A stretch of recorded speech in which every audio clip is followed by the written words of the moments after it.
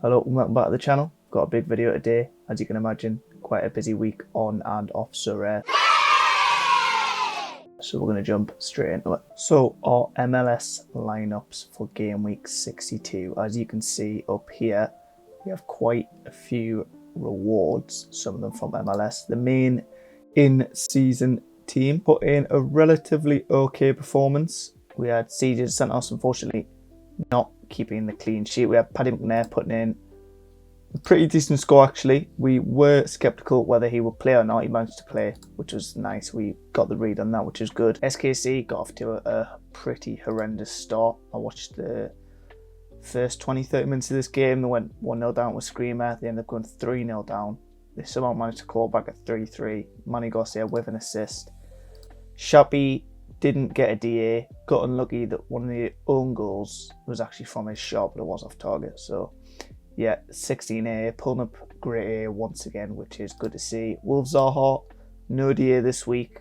Put in a pretty decent performance against good side in Cincy. So yeah, this team, so it was a bit unlucky, but yeah, I was never going to win anything. The second in-season team, I was pretty annoyed with this one. Matty Longstaff was the first one to run on the Saturday evening. Pulled in a pretty minging score of a 41. I watched that game. Toronto were pretty awful as usual. And then we actually brought in, before the deadline, a Tim Ream. We 30 points off the collection, the next level of collection bonus for Charlotte. And I saw this Tim Ream on the market for like 7-8 quid. So yeah, I picked it up, the special edition obviously. I was torn between captaining him and Matty Longstaff. We went with Matty Longstaff. As you can see, big performance from Tim Ream, 75 raw score. So we kind of messed up on that one. We ended up getting a scoring 325, which even if we had captained Tim Ream, I don't think would have made much of a difference. But yeah, managed to pick up 2 essence from this team, which is nice. Obviously, no clean sheet. Tokalamati did manage to get on like we expected. I was impressed with him. I think he is in line to start this weekend with the internationals leaving and then Burn picking up pretty reasonable score. Got us the 2 essence in the end, which is nice. And our last meaningful rare team, obviously Atlanta were at home at Miami, so I wasn't expecting huge things from this. Brad Guzan, unfortunately, error at a goal. Derek Williams, pretty poor game. Miggy, another pretty poor game. I'm not sure he's really living up to the hype a lot of the American fans gave him at the start of the season. I will be honest, I was half expecting these kind of performances, a bit more from Miggy. Obviously, I actually sold another one of his rare cards because I wasn't that high on him at the start of the season. So yeah, pretty disappointing, but obviously a tough game. And then we actually brought in these 2 cards before the deadline as well. We brought in a Joseph Martinez, who I thought was a really good game for Earthquakes, and they got beat, which is pretty disappointing. But Joseph, I think he played 90, yeah, put in 5A. I think he's away with Nationals this week, which I wasn't expecting, which is slightly annoying. But he picked up a De La Torre as well, who had a pretty poor start of the season, but he actually got his first DA after I picked him up. And a big all-round score, which is nice. This is their first game, I believe, at home. I watched the highlights, they look pretty good. De La Torre looked pretty good as well, so yeah, I'm quite happy with this pickup. This team, unfortunately, didn't manage to get into the cards or the essence places, which is slightly disappointing. But yeah, it's a bit of a mess of a team, but De La Torre in the end. This is actually a throwaway rare team with obviously a keeper that wasn't going to play. We had the Markinak in here. K-Ween Kenny wasn't going to start. We had Westwood. We had Ajman, who we captained.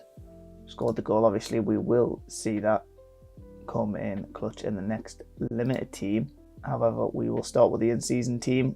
We decided to go in and Boxhall over the Charlotte defensive stack. That could prove costly, but Pep Biel and Abada managed to get DAs, which was nice to see. I thought Abada had a pretty decent game. I kind of slagged him off the first couple of games, but yeah, I thought he was good here. Zaha, obviously, no DA, no reward on this team. And then we come to the main classic team. As you can see, Kalina clean sheet, Malanda captain with a big score. Westwood didn't do anything, Zaha didn't do anything. Ajman with the goal did manage to pick up 5 essence with his team with 387 score, which was nice. Only 15 points away from the 15 essence, which is really unlucky. So yeah, I was quite happy with this. And then the throwaway Charlotte team with the old Kalina in nets. The spare pieces of Ream and Burn with Ajamang and Privet managed to captain Kalina at the last minute. He pulled in a massive score, closing in on 90 raw score. Captain him, got up to 140. We managed to score 421 points with his team, pulling in 15 essence, which was really nice. Then you can see the rest of the teams here, a few throwaways of keepers we knew weren't going to start. No real big scorers from the throwaway teams, bar you'd say the Abada down here. But yeah, it was quite a good game week overall. As you can see up here, we managed to pull in one card, 31 essence, 9 of that being rare, 22 being limited, and $30 cash. Everyone, we haven't seen that yet. The reward actually came from my under 23 team, which obviously no MLS players, and now wants to get tier 1, which is really nice, which will show who we got in a second, because that was a really nice pull that will go into the MLS team. We also got the $30 cash coming from Champ in season, big scores from Alonso, Romani and Meret. So yeah, we're going to jump into the rewards I recorded last night.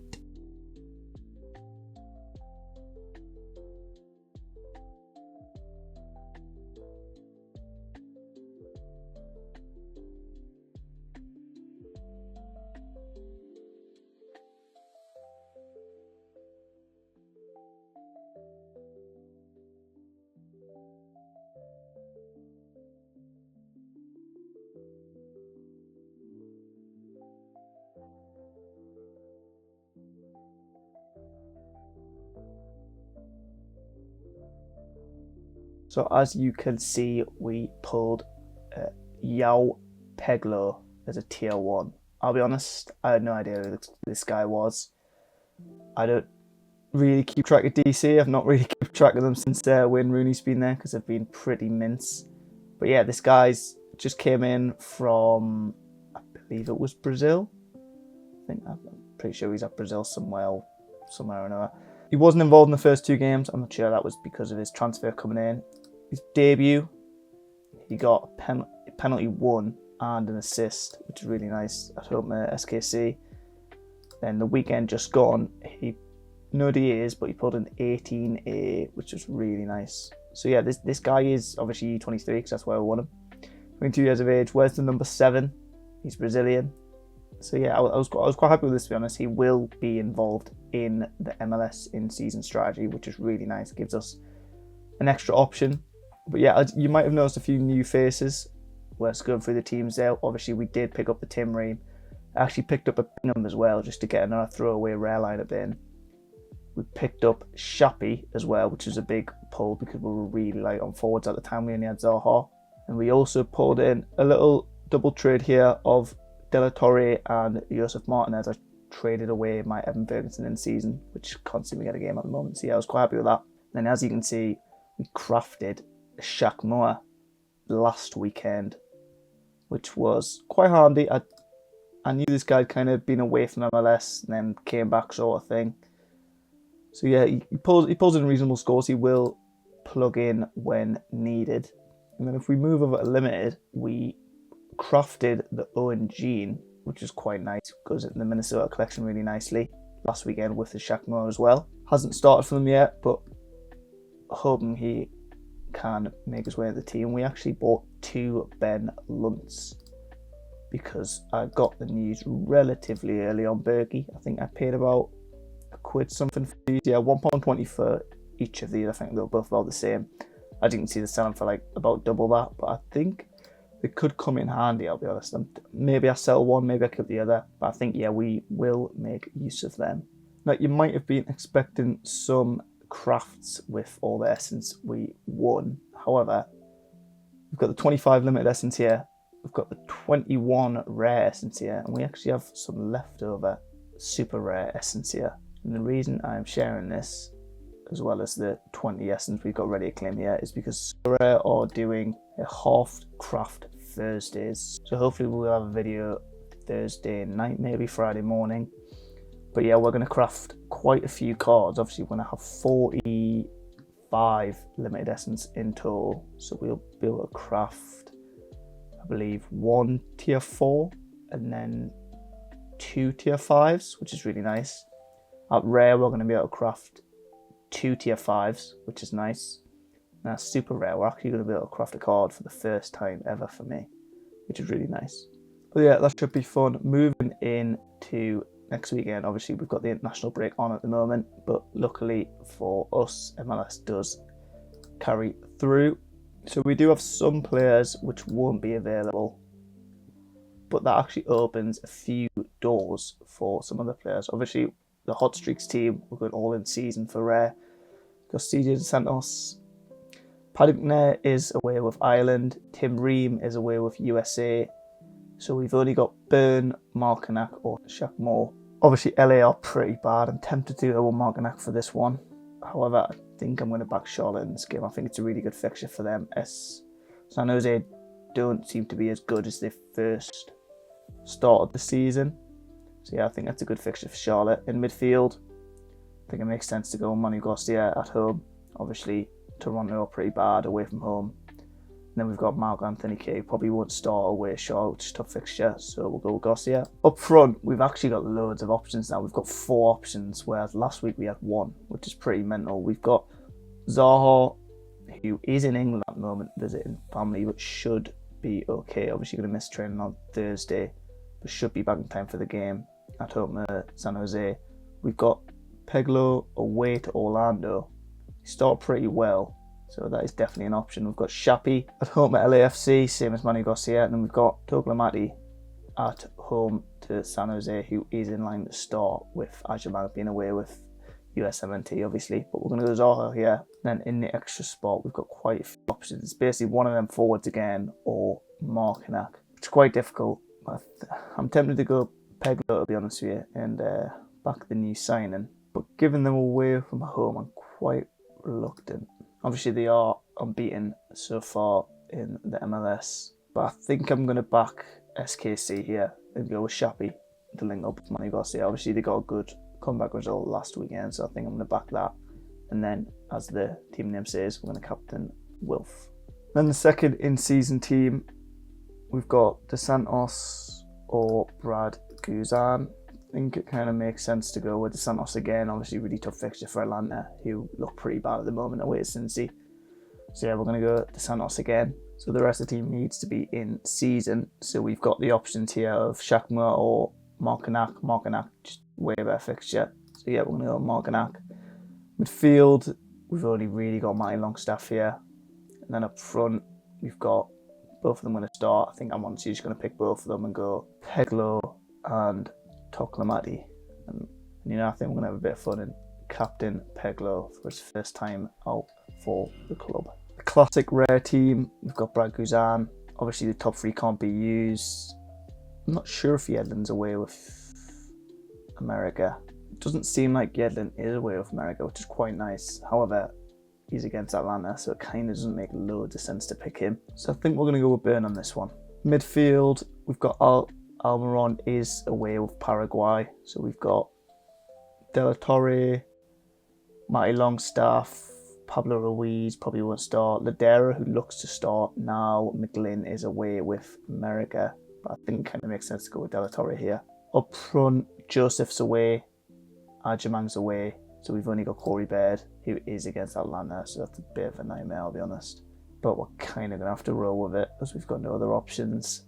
And then the last position, I think we've got to fully commit to the Cincinnati and hope Guzan doesn't concede 3 and go with Yedlin, and then we'll captain De La Torre after his assist at the last game.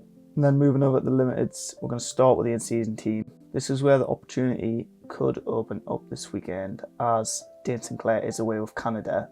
That leaves Alec Smear on the start, so we actually have an option to go for the hot streaks here. So we're going to have a look. We're not fully committing to that one. I'm going to have a look how that does shape up. Obviously, Boxall's away with New Zealand. Tim Ream's away. Paddy McNair's away. I think Markinac's a sensible choice here. Midfield, Rosales probably still out. Jean probably won't start. Neither will Williams. Okay, so it's got to be Pep Biel. And then up front, Abada's away. So it's Zaha or Toklamati. We'll go Zaha. I think we're going to go Toklamati with him, as they both look set start, and then we'll captain Zaha. I think it's actually quite a strong team, to be honest. Both of the teams were kind of stacking at home. LAFC, pretty rotten, can't really score. And San Jose don't look brilliant, and they're missing 1 or 2 players. So yeah, I think it's a strong team. First limited hot streak team, which is also nice. So we're going to go D1 limited. We're now in D1, which is nice. Now I've got options here. We've got 2 Kalinas, 2 Ben Lunts, which is nice. We're going to go Kalina, the big XP 1. Partner him with Malanda, makes a lot of sense. Midfield kind of makes sense just to put him with Westwood. And then up front, Denki's away, Joseph's away. We've got Zaha, both of Bardas are away, Ajamang's away. So we've not got loads of options. It's kind of only Wolf that's left. And all of that top 6 is away. Could pick Bronico, but hasn't really got that big scoring potential. Vargas looks to be in line to start. I could go Vargas, that could be interesting. I think we're going to go Vargas. Yeah, I think he could have a good game. Yeah, coming in needs to impress. So yeah, we're going to go with that. And we are going to captain Kalina after his heroics last week. Second classic team. Obviously, you've still got the option of Ben Lunt or Kalina. Obviously, Ben Lunt's actually got a really tricky fixture at the moment, so we're going to go Kalina again. In defence, we're going to pick Burn this time. Bronico. Then none of these look to be in line to start, but well, none of them do. But I think we're going to have to pick Tavares for this one. And then finish the team off with a super rare Ashley Westwood. And then we'll captain Burn on this one. So yeah, I think they're going to be the teams. I'm not going to build the ones with Lunt in, because they look, given the lack of options there in this team, they look to be pretty weak, to be honest. So yeah, maybe we sell one, maybe we put one in as a throwaway team with a few players who might get on. So yeah, that's going to be the end of the video. We should have a big video on Thursday of the crafts, which should be fun. So yeah, I'll see you there.